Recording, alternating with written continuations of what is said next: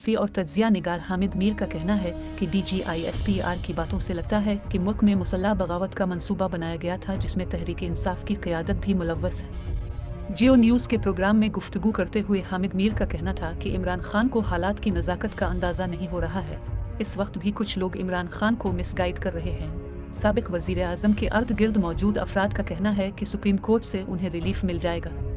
उन्होंने कहा कि अगस्त में आने वाली निगरान हुकूमत 3 माह के लिए नहीं होगी। पंजाब और खैबर पख्तूनख्वा में भी 3 माह के लिए निगरान हुकूमत आई थी जिनका काम सूबों में इंतखाबात करवाना था। निगरान हुकूमतों ने सब कुछ कर लिया है लेकिन अभी तक इंतखाबात नहीं करवाए। इसी तरह का मामला वफाक में भी है। वहाँ की निगरान हुकूमत का दौरानिया भी 3 माह से तजावुज़ करेगा।